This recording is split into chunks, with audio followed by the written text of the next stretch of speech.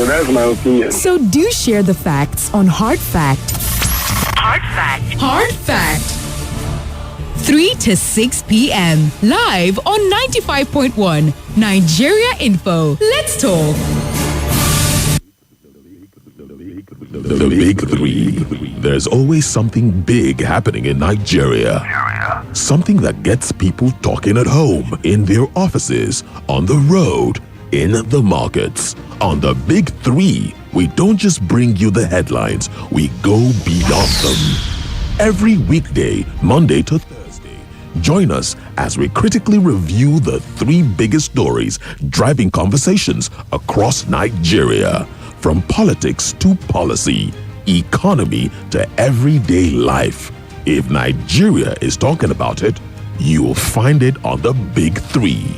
The Big Three, more than the headlines. It's where the conversation lives. Only on Nigeria Info 95.1 FM. The Big Three.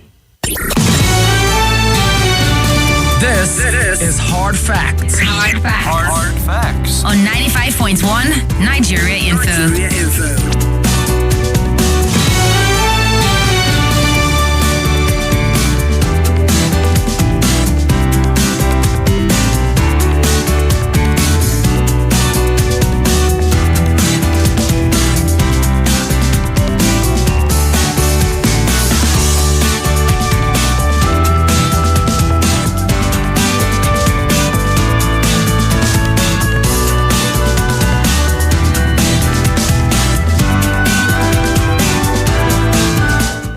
A very hearty good afternoon to you all over the nation's capital and across the world where you're listening in from. Thank you for keeping it locked on your number one talk station, 95.1 Nigeria Info. 3:14 p.m. is the time. That means we're 14 minutes already into Hard Facts, so we're just going to get straight into it, looking at the big three stories in the headlines this afternoon, after which we will then touch on a few others, listening to sound bites like we typically do from 4:30 till about 5 o'clock. Being that today's Tuesday, we'll then shift gears to talk about health and lifestyle matters. And some sort of conversation started up again around the skin and how to take care of it. We're going to be looking at that from 5 to 6 p.m. From when after the news at the top of the hour 6, we get into your eyewitness reports and situation updates. So yes. First story in the news this afternoon, of course, we cannot but continue sort of from where we left off yesterday, seeing as there were lots of hopes concerning the Senate's decision that they were going to reach coming from the emergency plenary session that they had. It was slated for today, Tuesday, 12 p.m., and they were right on time, and they got into the conversation. At some point, there were talks about a rowdy session. The Senate breaking into a rowdy session over the very controversial act in the electoral amendment, conversation that they were having. So yes, there has been controversy, all of which we're aware of, where the Senate, despite what the House of Reps voted, decided to step down the use of e-transmission, electronic transmission of results.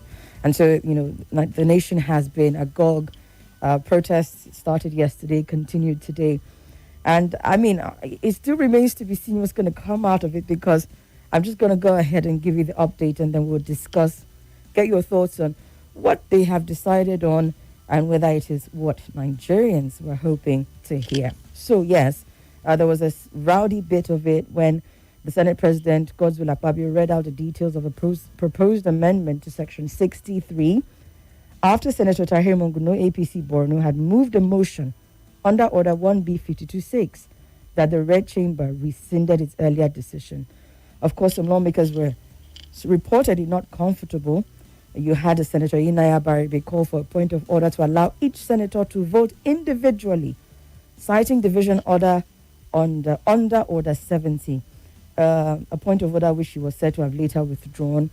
And, they went back into their deliberations. And according to the news reports, at least two of the national dailies reporting that the Senate has indeed amended the Electoral Act to accommodate electronic transmission of results, but with conditions. Okay, so we're going to hear it. There are conditions. So, yes, they agreed to allow for electronic transmission all the way to IREV. Now, just for clarity, the 2022 version of the Act did not make it mandatory, it made it discretionary. Now, the Senate has said it will accommodate electronic transmission of results. However, in the event of internet failure, Form EC8A will serve as the primary means of result collation. I take that again. It's allowing for electronic transmission of results, but there is a caveat. In the event of internet failure, Form EC8A will serve as the primary means of results collation. Despite the change, this amendment does not make electronic transmission mandatory. What it has done is has provided an alternative in the event of network failure.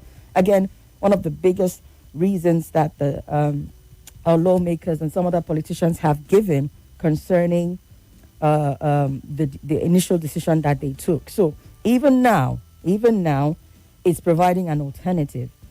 So yes, you have the Senate's decision on this one. Mongono APC Borno North said the decision to rescind the Senate's earlier rejection of electronic transmission was informed by the need for the Electoral Act to reflect the wishes of Nigeria. According to him, this amendment is to bring our laws to make it a replica of the wishes and aspirations of the people. You had Minority Leader Abamoro second the motion, and Senate President Godswill Akpabio subsequently put the motion to a voice vote, which was supported by a majority of lawmakers. There you have it. Okay, so this is the update coming from the Red Chamber. It is saying electronic transmission of results allowed, but in the event of network failure, there is an alternative, and it will be used as the primary consideration or the primary document for determining what the result was or what the result will be.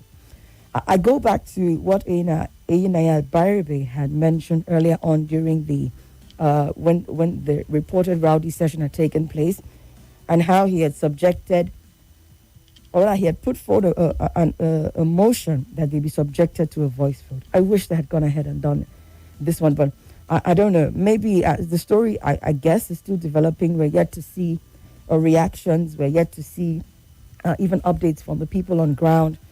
But this is what they have decided on so far. So you will be the first judges in this matter to let us know what they have done. Is it tantamount, or is it equal to what they call it now, electronic transmission of results? Because I think the clause was, or rather the clamor has been to make that clause mandatory. This seems to me like there's still some form of discretion allowed, right? Because what is going to translate to what's it called now? Network issue, right? And when you have it, and that's why I was having that conversation with my guest yesterday, Zakari, who was on ground at the protest yesterday. Ideally, what happens with these BVAS machines and how the results are transmitted, and he made some things clear, which I thought, would have nullified this condition that was given, talking about how as long as BVAS has captured that form, and the form, is in the machine and has been uploaded, it's a question of getting to where there is network. But here the Senate is saying that where there is network challenge, they will resort to the manual result sheet, and that will be the primary basis for collation and declaration. I'm going to leave my thoughts on this. I just put it aside for a little bit until I'm able to hear from all of you. But that's our first story today. What are your thoughts about it? We'll open up the phone lines very soon and get to hear you. I think when putting the motion to a voice vote, the Senate President Godswill Akpabio urged senators who disagreed with the amendment to formally challenge it. He said, and I quote, "It's very simple. If you disagree with him," that's the motion that was moved, he said, "move your counter motion. If you agree with him, you agree with me when I put the votes." This is what Akpabio was saying. He also explained that the motion before the chamber sought to reverse again the Senate's earlier decision on Section 60, subsection 3 of the Electoral Act. Again, I'm going to quote him verbatim. When I ask for the votes, when I ask for your consent, let me read the motion. His earlier motion, which passed in our last sitting, he had sought to rescind that. This is in respect of Section 60, subsection 3, and this is what he said. And then he went ahead to read the amendment clause, and it stated that the presiding officer shall electronically transmit the results from each polling unit to the IREF portal, and such transmission shall be done after the prescribed Form EC80 has been signed and stamped by the presiding officer and or countersigned by the candidates or polling agents where available at the polling units, because sometimes you don't see any polling agent. The Senate President added that the law now accounts for situations where electronic transmission is impossible. And he said, provided that if the electronic transmission of results fails as a result of communication failure, in other words, maybe network or otherwise, and it becomes impossible to transmit the results electronically in Form EC8A, signed and stamped by the presiding officer and or countersigned by the candidates or polling agents where available at the polling units, the Form EC8A shall in such case be the primary source of collation and declaration of results.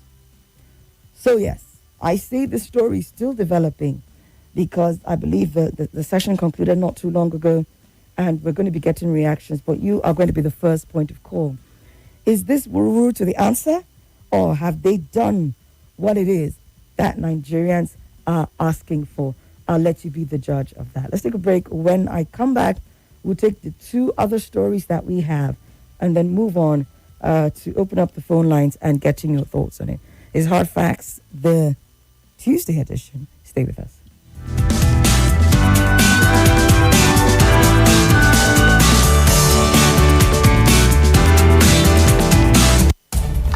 In the comfort of your home, on your way to work, in the midst of your daily activities. Your Let's Talk station is here to keep you informed. Only on your number one for talk, 95.1 Nigeria Info. Let's Talk. More talk, news, and sports after this.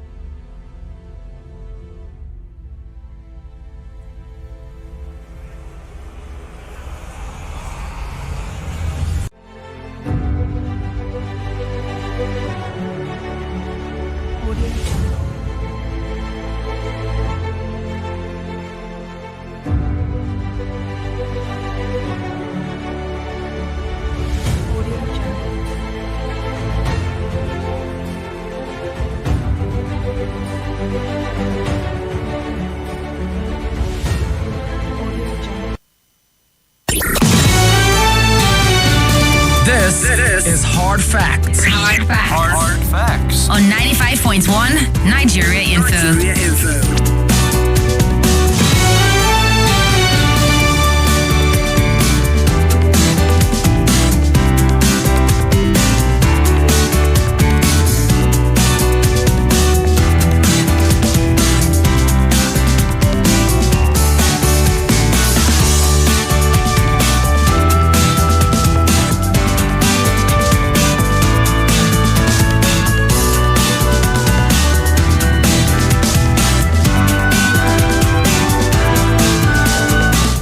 All right, we're back. Thank you so much for staying with us. We'll touch on a second story very quickly, which also has to do with the Senate, as a matter of fact, and also some of the things that they're pushing for outside of the Electoral Amendment Act and the bill. Well, speaking of the bill, I believe from everything that was said so far, according to the Punch newspaper, where he called for the voice vote and they voted. There didn't seem to have been any anybody against the motion that was raised. Okay, so it is electronic transmission of results, but with conditions. And so, based on the fact that there didn't seem to be, and I say that cautiously, there didn't seem to be any objections to the current motion as raised. The bill was passed, and I believe they said that they were going to be sending it to the president for assent at the end of February. So there is still some time in between, just in case.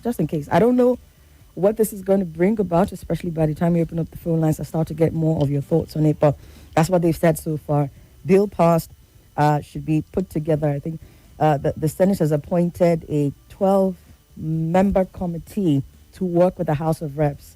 I believe that committee will be consulting and then harmonizing and then getting it transmitted to the president for assent. Again, timeline is by the end of February. So that's that on that.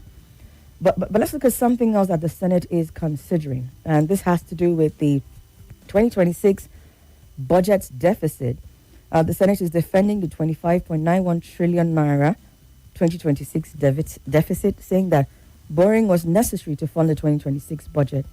But also as part of this conversation is the apparent canvassing, or should I say insisting, by the Senate for a complete and total removal of electricity subsidy in the country. And this, they're saying, has to be done to free up resources for monies to go elsewhere. So yes, this this came about yesterday, on Monday. Senate on Monday rose in strong defense of the federal government's continued resort to borrowing, declaring that deficit financing remains inevitable to fund the proposed 58.47 trillion 2026 appropriation bill, which carries a deficit of about 25.91 trillion naira amid persistent revenue constraints and vast development needs. This situation came up because I think you're having ministers sit with the Senate committee and then discuss their various budgetary allocations to the ministries. You had the Minister of Industry, Trade and Investment, Mrs. Jumoke Oduole, also speaking at this session where all of this was unveiled. I believe the Minister of Health, Ali Pate, also sat, not sure if it was yesterday, but basically what you are having is ministers raising concerns over amounts allocated to their ministries. Mrs. Oduole's case, that's the Minister of Industry, Trade and Investment. In her case, she was talking about the proposed 2.72 billion naira capital allocation to the ministry in 2026. According to her, this amount was grossly inadequate to deliver the scale of programs required to drive Nigeria's industrialization, trade expansion, and investment attraction agenda. So yes, the public hearing had a minister sitting. She raised the concern about the amounts allocated to her. Ali Pate, I think, was talking about how only 36 million of the over 200 million that was allocated to his ministry in the 2025 budget, it's only 36 million that had been released. So you can imagine what the impact on the 2026 budget for health would be in his case as well. But basically, you had these conversations going on at this public hearing. And then the chairman of the Senate Committee on Appropriations, Senator Solomon Adiola, said that Nigeria will not realistically meet its infrastructure, security, and social obligations without borrowing, insisting, however, that the era of wasteful, consumption-driven deficits must end. He said Nigeria cannot help but continue borrowing because revenue inflows are unpredictable and development needs are enormous. He says what matters is how we borrow, how we fund deficits, and what the borrowed resources are used for. He disclosed that while the projected revenue for 2026 stands at 33.19 trillion, total expenditure was estimated at 58.47 trillion, leaving, of course, the deficit, which they are defending. According to the lawmaker, the federal government was deliberately avoiding excessive domestic borrowing that could crowd out the private sector credit, opting instead for a mix of external financing, asset sales, privatization, and public-private partnerships, and concessioning infrastructure. That one on the deficit area. But then Mr. Adiola also continued speaking to the electricity subsidy and talking about how it must be removed because resources are scarce and they need as many resources as they can get. So this canvassing came about. He says we must complete the unbundling and subsidy removal in the electricity sector. States are now empowered to generate power. Very true. But subsidy in that sector remains a major fiscal burden. He says it must be fully addressed. Recall that trillions of naira were previously spent on fuel subsidies, funded largely through borrowing, and then also went ahead to describe the president's decision to remove the subsidy on fuel as a turning point, which would also lay the foundation for ongoing fiscal reforms. And so based on what's happened in the fuel subsidy area, he's also moving for complete and total removal of the subsidy in the electricity sector as well. Mr. Adiola declared that the National Assembly will no longer approve extensions of budget implementation cycles, blaming repeated rollovers on poor budget outcomes. So it's a lot of things happening in this particular session and this particular news report, but two things are clear. The fact that there is poor management of budgets, and based on that, the Senate is trying to tidy up, trying to clean house. But in their bid to clean house, they're still defending the deficits. Okay, 25. I need to say it again. 25.91 trillion naira is the deficit that we're going into, according to the 2026 appropriation. And remember, this particular one takes effect in March. So we're still, based on the consolidation or what have you that they did last year, we're still running on 2024-2025 budget. And remember, one of the news stories we brought to you yesterday was talking about how some of these monies, which have been disbursed, very focal, have been disbursed, are being either mismanaged, poorly allocated, or just generally fraudulently handled. So you imagine that we continue with this going into the 2026 one, and I'll let you be the judge of that when the phone lines open. So that's it for our second story. A very quick one. Let's look at the third story so that I can open up the phone lines. We're having the latest transparency, or rather, let me call it the Corruption Perceptions Index report coming out. And that's the one from 2025, where Nigeria has ranked 142 out of 182 countries. This is a score of 26 out of 100, according to Transparency International's latest assessment of public sector corruption. So in a way, I mean, this last story I talked about with the budgets and all of that, and this one, perhaps you can draw a link, perhaps you can draw a connection, but if not, that's fine. But let's continue. This ranking of 142 out of 182 has placed Nigeria behind 33 other African countries, spotlighting persistent governance challenges in Africa's most populous nation. But with this, Nigeria's score apparently remains well above the global average of 43, and this report was released just today, ranking countries on a scale from 0, which is highly corrupt, to 100, which is very clean. And Transparency International reported that the global average dropped to 42, with more than two-thirds of countries scoring below 50.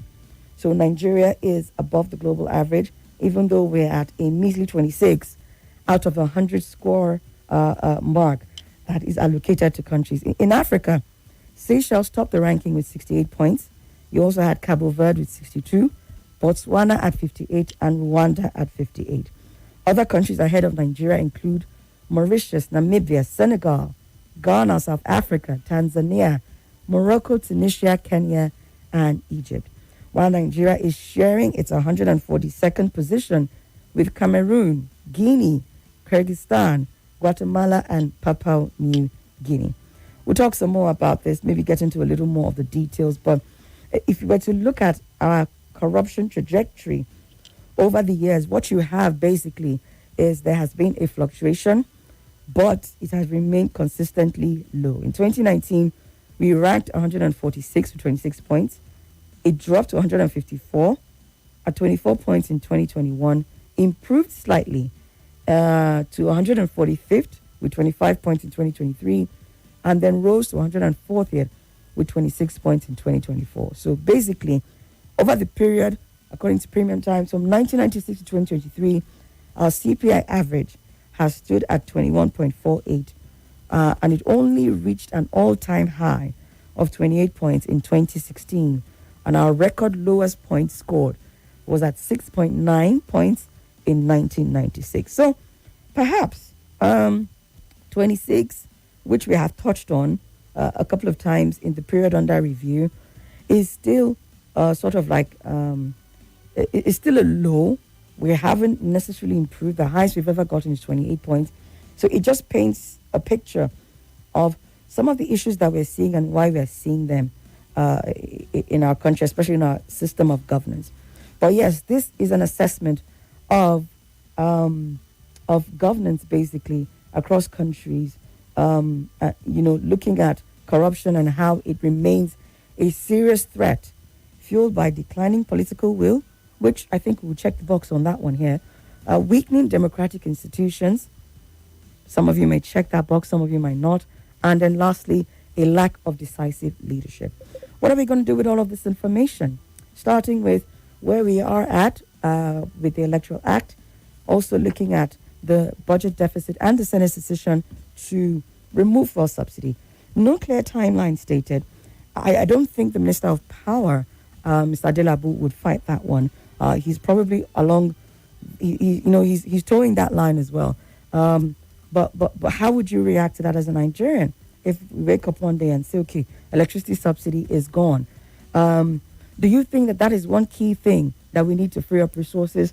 Or is there more that can be done, even in the handling of the budget, especially considering some fraudulent activities that have been tied to budget execution and implementation, at least between last year and this year? So let's talk. 07 00951 0000 009 597 4869, and our WhatsApp is 009 993 0137. I understand I sound slightly different from yesterday, so it's still Somi here, just in case you're not sure. It's SOMI, so let's talk. Let's talk. Hello. Hello, Somi. Good afternoon. Good afternoon. Welcome.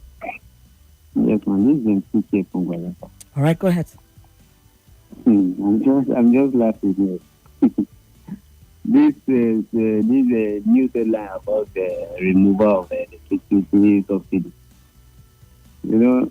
My question is, why is it that those people doesn't make law that forces them, is the one that forces them? Because if truly they are talking about the deficit in the budget, is there not a way that they can cut down on their spending, them as the National Assembly members and the ministers, those governors, they can't cut down on their spending? Look at the convoy that those people move to. Can't they do this? How do they expect small businesses to survive when they remove this subsidy on electricity and there's no subsidy on petroleum and petroleum? Look at what is the benefit? What are we benefiting from the subsidy removed from fuel subsidy removed? Is it not more money to the governors? How does that benefit the common man? And then they are talking about removing subsidy on the electricity that the common man is still managing. How is that going to translate in benefiting the demand? I think those people don't need way for us, and the only way is they do the midterm election transmission of the election. That is the only thing that will help us to get those people that can really represent us. That's not true. All right, thank you very much. I mean, they would say, and this takes me back to when it's not chaos, when Nigerians erupted in cries, when the Senate first of all said, sort of like stepped down the e-transmission and said they were going to retain it the way it was. And there was that back and forth of, so are you saying that there won't be electronic transmission of results? And the Senate came out with a response and said, we did not say that. Now they've come out to say this one. And if Nigerians were to complain, but they said, but we've given you electronic transmission of results. Is that not what you asked for? What then will our response be then? Let's take some more calls though. But it is interesting I think the way the Senate operates. Hello? Hello, Somi. Good afternoon. Good afternoon. Welcome. Yeah, my name is James. I'm calling you from Osaka. All right, go ahead. Somi, I want to talk about the budget processing in Nigeria. You see, most time I see that it's not passing the budget that is the major issue. It's the implementation. Are you getting it? The implementation is the core values. If we want a good livelihood, or we want changes in any of the infrastructure or things that we are demanding for, the budget implementation will help. How can you request for 200 and something billion and just 36 million naira was given? How do you expect such agencies to perform a miracle, to have something meaningful to show about at the end of the year? It's not possible. And I want to also talk about this, about the Senate. You see the Senate. These people, they know how to maneuver Nigerians. You have seen it. They said, okay, so you guys are glamorous saying we did not make the electronic transmission compulsory. Now we are giving you electronic transmission. But when it comes that there is a network issue, then you can transmit, you can do a manual collation. What are they actually saying? That is, those people maybe saying people who have been glamorous shouting about this issue are just shouting for nothing's sake. Is these people, we know that if you don't understand the way these guys operate, you will not understand. Thank you, Somi. All right, thank you very much. Good afternoon. Hello. Yes, welcome. Good afternoon, Somi. Good afternoon. Your name and where you're calling from? My name is Joseph, and I'm calling you from Maraba. Welcome. Thank you very much. The Senate, for me, as far as I'm concerned, it's just being clever by hand. How can you tell me there'll be mandatory electronic transmission of results, but if there's no network, in case of network failure, you will now resort to whatever? For me, that's rubbish, if you ask me. It doesn't make any sense to me. And we cannot be fooled again. Nigerians are not fools, for God's sake. We are not fools. You can't continue to do the same thing and then you expect that Nigerians should just be happy with you. We'll not accept this. Never. They are just taking us for granted. Thank you. All right, thank you very much. So, unacceptable to you. I have somebody here who is who's not complaining. Oludade Abiodun says, good morning, Somi. Yes, the alternative should be allowed in the event where there is no network. We all know that in Nigeria, network is a major Network is a major issue, and internet is a major issue we're facing. Although from day one, I know that those who are calling for electoral reform are only joking, because it's a tall order for us in Nigeria to have smooth internet network. The people in opposition who are even calling for electoral process reform are only doing so to receive their supporters. They're also not interested in what they're calling for. Some politicians in Nigeria want to believe that they're exceptional, but in actual fact, they're not what they claim they are.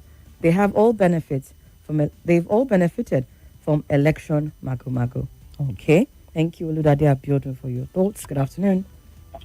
Hello, good afternoon. Yes, sir. Welcome. My name is Rajola Victor from Disalogy. All right. Go ahead, please. I want to talk on the corruption. Nigeria ranked 41 and 42 by Transparency International. You see, there is massive corruption in Nigeria. Corruption has been institutionalized and legalized in Nigeria. And I don't know how we are going to fight it, because in all sectors of the economy, and that is why we are not moving forward as a nation. Our leaders continue to celebrate corruption. Look at the budgetary system. Corruption. You see, it is a deliberate attempt not to release money on time to execute projects. They know the game. They know how to play this game. It's at the end of the year, maybe anytime the money, they will now dip their hands into the pocket or into the treasury and take as much as possible and just give us a project that will not last. So we know. So corruption is in all sectors.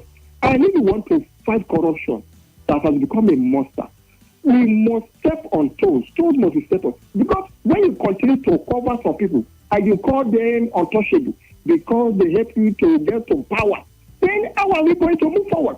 We are not laying a good foundation at all for our younger generation who are seeing this. And that is why these organizations too, they do not want to continue.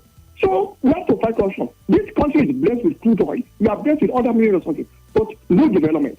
So then as for the electoral act, you see, these politicians are very smart and desperate. So, you see, in 2023, the system was deliberately knocked down. That was why you have the glitch. And this time around, they are ready to do the same thing. No? They have told you, yes, we give you what you want, but if it fails, we will resort to alternative. So they are planning again to knock down the system. That's the truth. Thank you.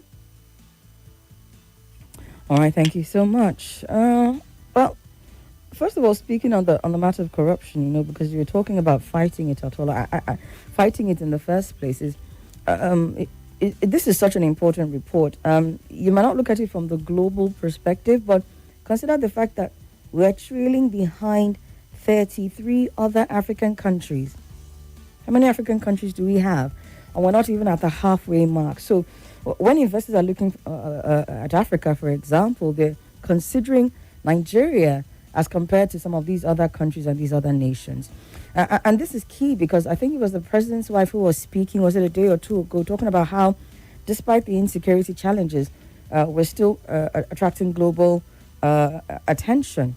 I didn't get to the details of that report, but the headline alone made me sort of shrink away because what kind of attention are we getting really and truly with reports like this? Again, forget the global scale. Look at it in the aspect of how we are standing in Africa. So we're almost at the bottom tier of African countries, and this is signaling high risk investment area compared to its other neighbors. So yes, the FDI and everything that you have, our president and other elected officials so eager to get, when you put it side by side with this report, we're not really favorably poised. But will that mean that we will not get foreign direct investment? I'm not saying that at all. But, some of the biggest players, some of the people who would really, really want to do solid things in this part of the world will more likely tend to look in the other way. Of course, we may have some other things that will stack us up against them. And again, it's also a question of who exactly is investing. And is the person really bothered about the transparency and corruption index within the country? But yes, in terms of where we stand on the continent alone, it's not a good standing. And the ranking is also serving as a report card on our country's integrity institutions. I think it was a couple of months ago when I shared that even within the local context, I think it was, I can't remember which one it was. It was CISLAC or another body that carried out like an integrity test on our institutions within the country. A lot of our institutions failed the integrity test. So, you see our government focused on certain things and it's looking like, okay, it's great for the optics, but are we addressing the key problems in this country? And I say this because apart from the matter of judicial integrity, with concerns around the independence of the judiciary and the perception of compromised court processes that has been pervading that space in the last year or two, there is also security sector cooperation to consider, where there is spending in the security sector, often shielded by security votes, but remaining, again, this security votes remaining a major source of leak from where public funds are vanishing without public oversight. That's a key area of concerns as well, given the rising state of insecurity in our country. And then, of course, you have the problem of the shrinking civic space as well. So these are very key indicators of where our government really should be focusing on. But sometimes, if I were to use Gabriel's term from the other day, the body language, it does seem like there is a lot more focus on winning the next or securing the next election as opposed to securing the next generation. So we need to really, going back again to what you said about voting in the right leaders, these are some of the key considerations that we should be looking at. And FCT, you can start with 21st of February in terms of the things you should be looking out for. Otherwise, we will just keep going round and round in circles, especially as it has to do with this matter. Hello?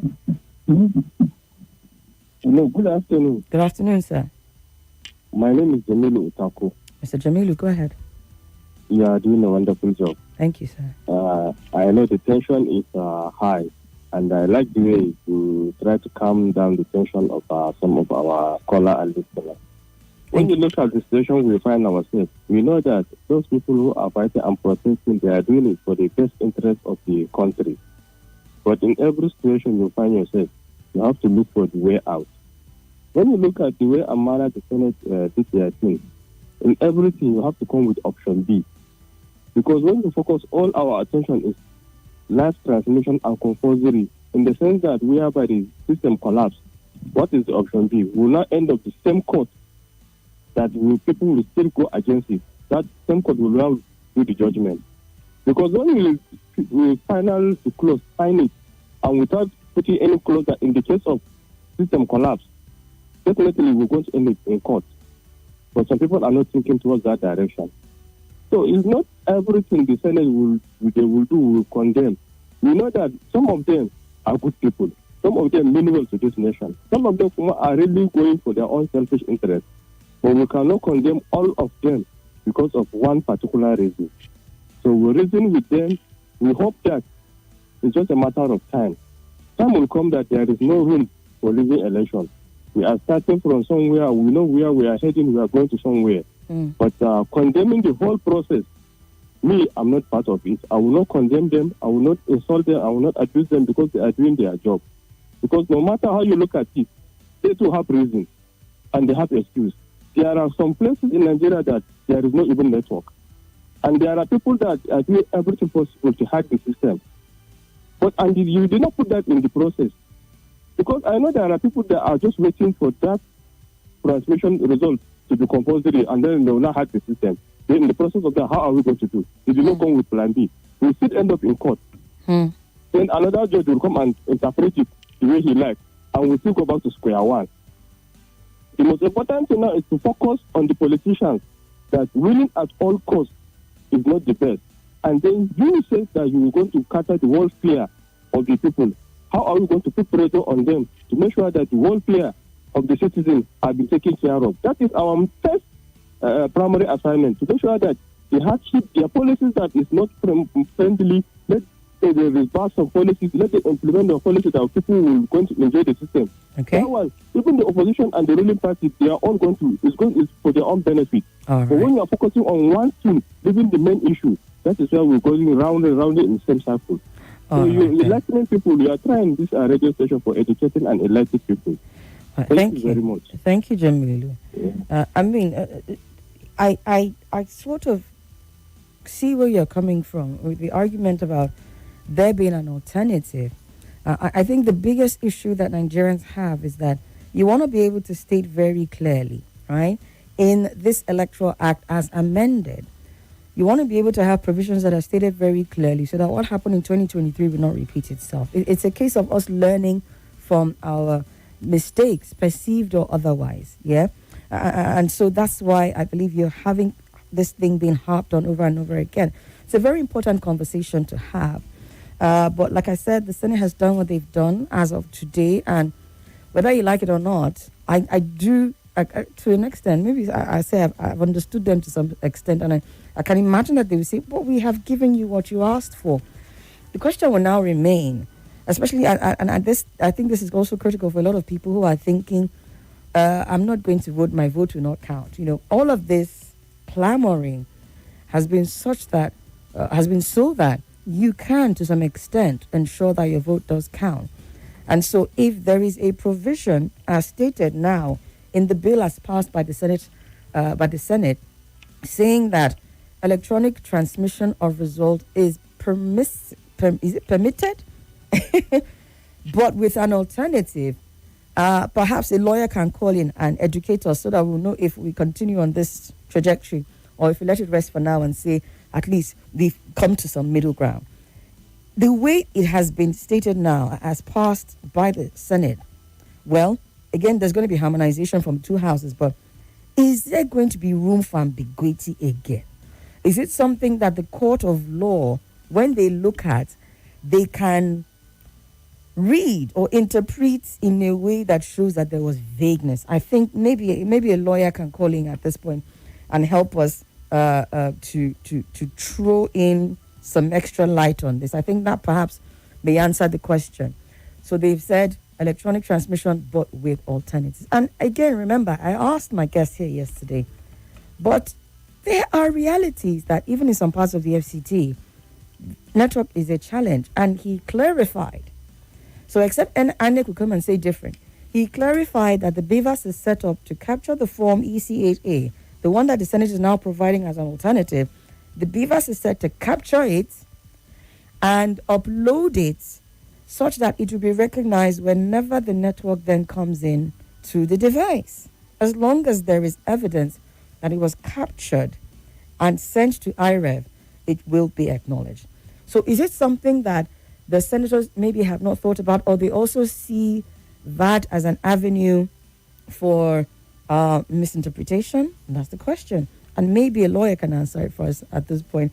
Let's see, I'll take one more call and then we'll go for the news at the top of the hour. Hello? Hello. Good afternoon. Good afternoon. Welcome. Victor is my name. Welcome, Victor. And by the grace of God, I'm also a lawyer. Oh, fantastic. Please help us in like a minute or two. Is there going to be ambiguity? After the 2023 general election, the decision on that matter by the Supreme Court is very clear. That the situation is provided in that law that makes INEC entitled to use either A or B. So that is what that law stated. The court is not saying it's the best method or it's not the best method, but that was what the law stated. AKA discretionary, yes? Yeah, so, and people now say that this situation in which somebody who is entitled to do a job has a discretion that is unknown to the other party. You know, it's not a level playing field. And so, for people who are pretending, they should realize that the nation came to a precipice in 2023.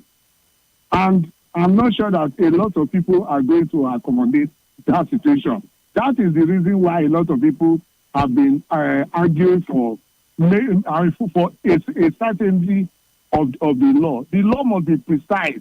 It must not be either or. So the question, Victor, so it is to that extent that the people are saying that, okay, fine, those who are arguing for it, that let the law now say that you must do this transmission in real time. Okay. And the argument that there is no light, there is no network everywhere and all that, is to look for an excuse, because ENEC has explained that when you upload, even if there is no instant network, wherever you go to a place where the network starts, it will go ahead. Okay. We do it in our text messages. All right, sir. We do it everywhere. So I don't think there's any form of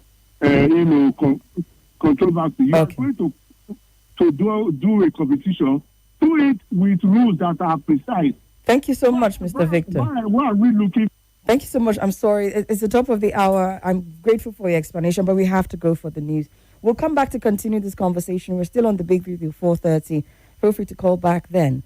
So let's discuss. And now, news from the nation's capital. This is Abuja Today. Senator Nenadi Usman has made history as the first woman to lead a major political party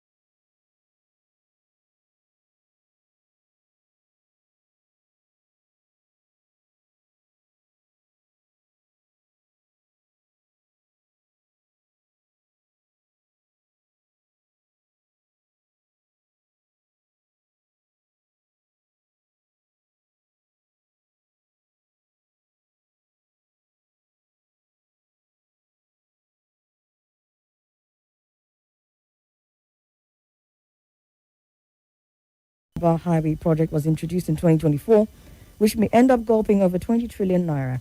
And the lawmakers are busy pontificating as if they don't know where the problem started. All right, let me with that one. Let's go and take a few voice notes, and then we'll open up the phone lines. Well, the phone lines are already open, so I will take some calls as well. If you're just joining us, the numbers to call are 07 00951 0000, 009 597 4869, and on WhatsApp it's 009 993 0137. Let's listen to this. Good afternoon, Auntie Somi. My name is Triple D, sending this voice message from Waru.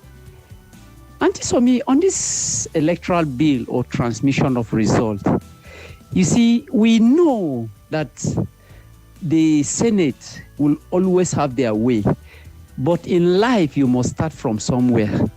They have taken us for ride for too long. They have taken us for granted for too long. And let me tell you, Auntie Somi, they thought we don't know what we want. They thought we don't know anything.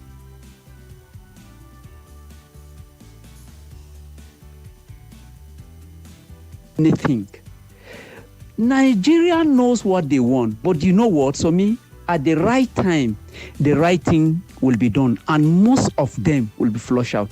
I'm telling you, Somi, if that electoral transmission of result, if the bill will properly be passed, out of 109 senators, maybe highest, only 10 of them will come back to the Senate. Only 10.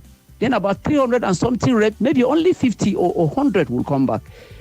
You can imagine the reason why we don't have a good electricity, good roads, fuel, refineries, all these things, the systems are not working because the electoral system is always bringing the wrong people into the system for us. But once we get it right in the transmission of result, you know that when you perform, the system will bring you back. If you fail, the system will fetch you out. No matter how they maneuver their way, no matter how they manipulate to get their way, we have started from somewhere and we'll get it right. God bless you. God bless Nigeria. Bless you too, Triple D. Thank you so much. Hello, good afternoon. Good afternoon. Good afternoon. Yes. Auntie Somi. Welcome. Yeah, good afternoon, Auntie Somi. Good to have you here, sir. Yeah, this is Mr. Gideon, voice notes from Gogolata. Mr. Somi is very laughable. These people think that that we are the same people we are. They have made us to sit up, and we are wiser than them now. Is it INEC, is it the Senate that's supposed to complain about network, or INEC that's supposed to complain about network? The duty of the Senate is to pass the law. And this electoral bill was something the court town hall meeting spend about millions of naira going to each senatorial zone, conduct meeting, and people spoke out, say this is what they want. You go back and are they representing us or they are representing themselves? See, either they pass it or they cancel the election next year. Nobody is interested to go and vote without that electoral bill being passed. Thank you. All right, thank you very much, sir. Let's play one more voice note. Good afternoon, Somi. Good afternoon. My name is Daddy Shunamite from Gidamangoro. I am a concerned Nigerian. Somi, what the Senate has now adopted is mandatory electronic transmission of results from the polling booth. The exception for where electronic transmission is impossible is natural. The only reason people want the exception tightened is because our politicians are crooks. I'm sorry to say that. They will get presiding officers whom they nominated to INEC to say they couldn't upload real time. Anywhere else the amended law will suffice. But in Nigeria, where governors send thugs and policemen to loot ballot boxes and substitute results,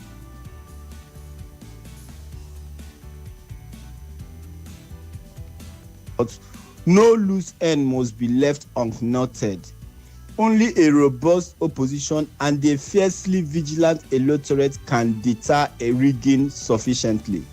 Results captured by beavers at all polling units will ultimately be transmitted.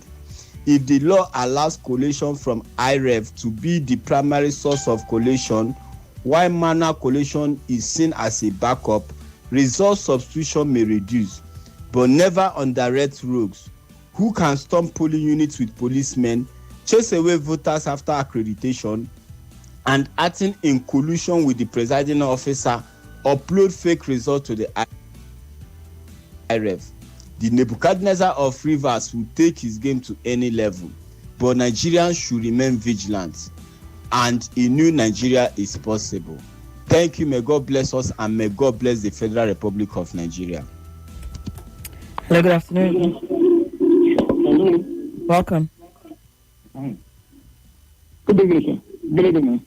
Welcome to the show. Please turn down the volume on your device. I'm very far in my second room. All right, go ahead. Okay.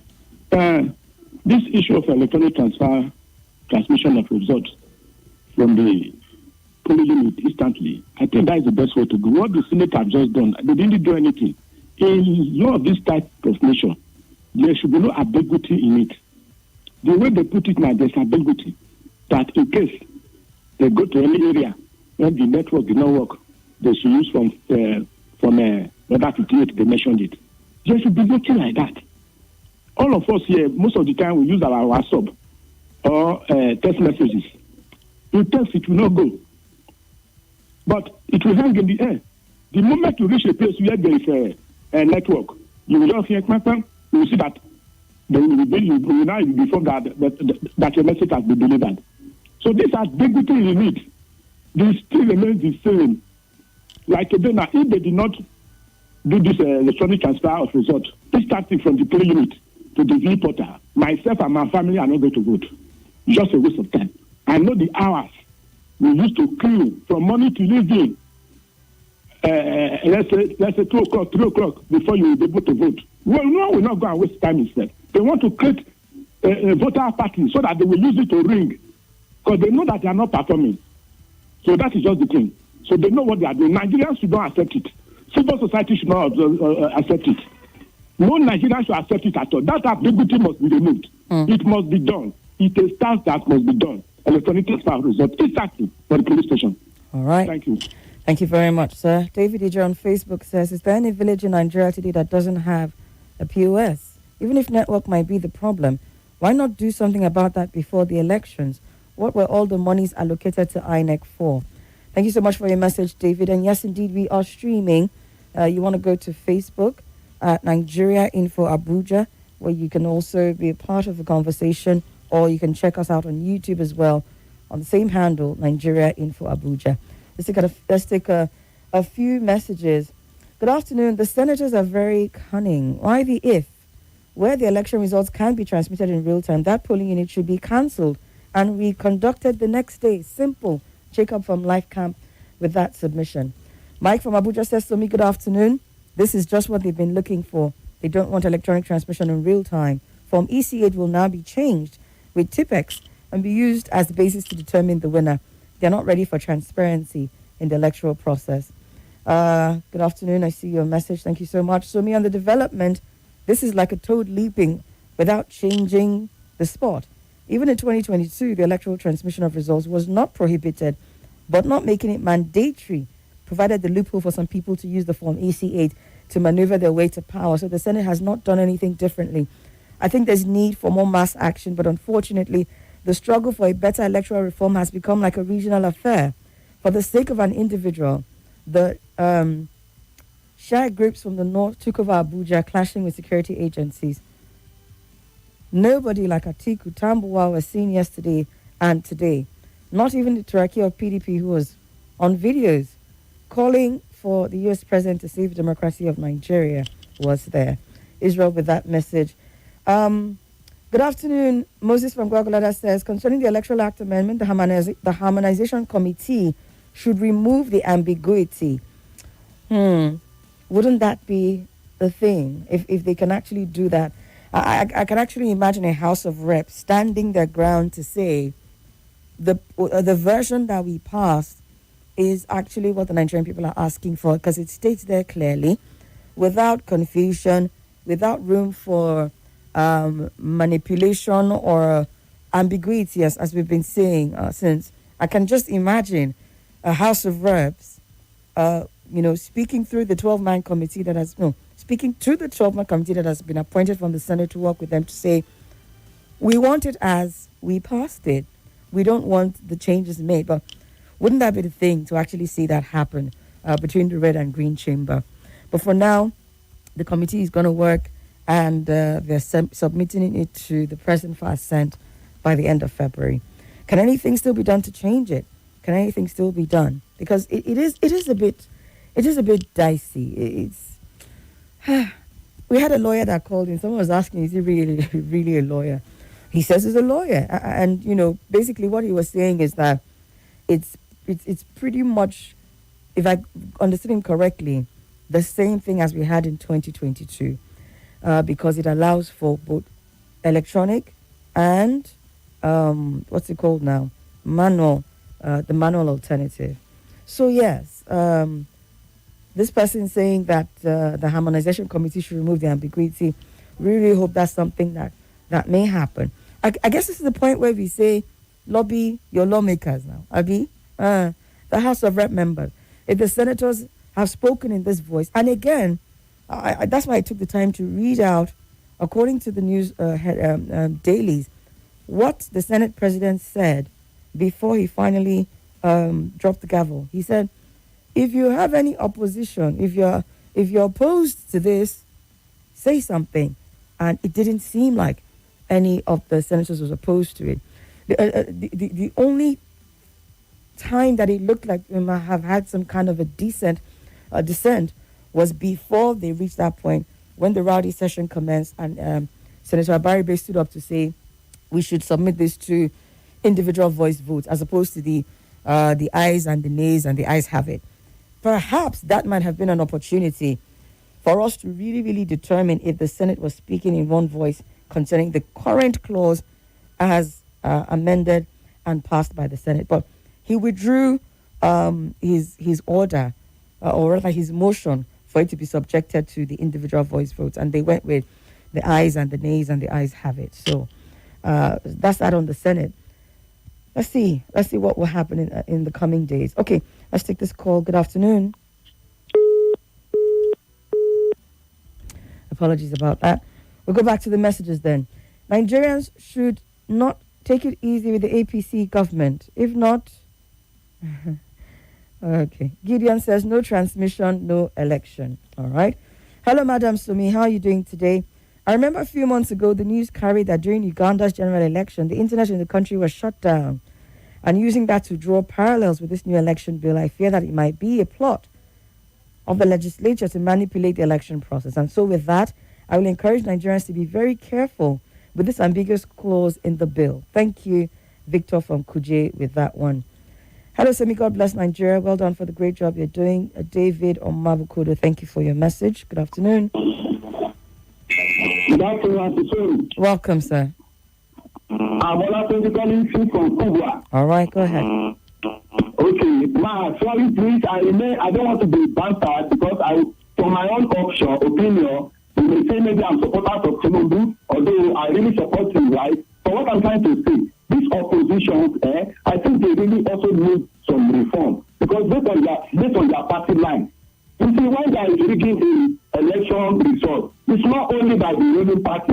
You see, the parties also have agents. So this rigging starts also. How can the party agents represent another party? They will be lobbied. So that's why people are agitating for this transmission. Although we are not supposed to agitate up to this extent, if other political parties put correct people that will not sell their vote. So the rigging starts from the agents also. If they can put agent people in place, they don't need to be fighting on electronic. Electronic is already done, so it can be formally. It will be certainly because to avoid chaos. Going to court now, there will be so many litigations on that. That's why it is not primary. There's another alternative, which is that paper that you see in the machine. So, but the agent of other parties, that is the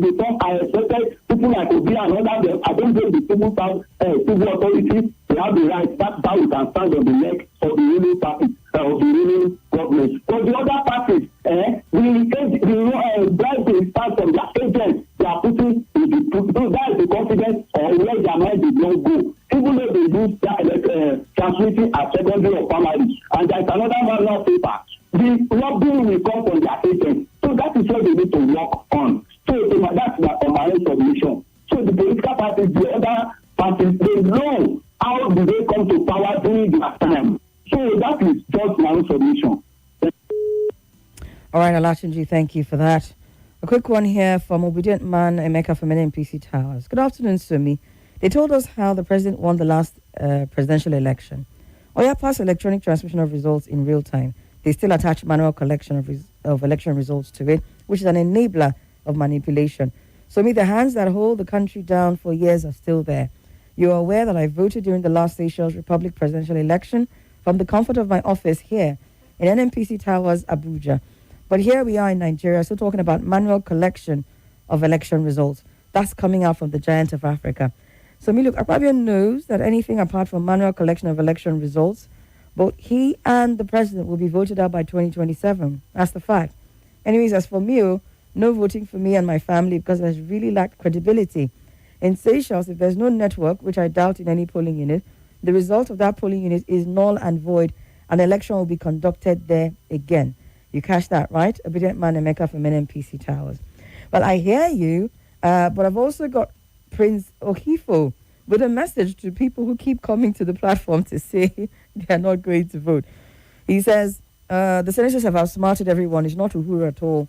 But those of you who have decided not to vote, please keep it to yourselves. Don't use this platform to ginger others to decide the way they have. Not voting is a calamitous decision. And I'll just use that to quickly wrap up before we go on the commercial break. Say, for instance, by some miracle that Nigerians, said, okay, we're going to work with what you've given us, and we are going to allow for the bill as it has been passed. And they say, those people who say they're not going to come out and vote, I guarantee you that what you're doing is allowing for whatever loophole this may bring to work. So if you say electronic transmission of results, but an alternative, I have seen I think it was in the last election, I know someone who mobilized internet connectivity, left the reds and the greens and the yellows, and said, I will bring my internet, you will connect to it, and we will use it to monitor and ensure that this result is uploaded and it gets to the IREF. That is the power in people who say, I really want to be a part of a decision that takes us forward. And you say, I will be a part of this, whether they try to manipulate it or not. So more people saying, I'm not going to vote because I didn't have it my way, means that there will be room for whatever manipulation, if at all, is intended here to happen. So I'll just say this because we need to go on a commercial break. Really and truly, there is a loophole that may be exploited by the politicians, but I guarantee you that there's also an advantage that Nigerians can make use of. The only problem we'll have is if you don't actually go there and defend it and ensure that your vote is uploaded or the results are uploaded. Let's go on a commercial break.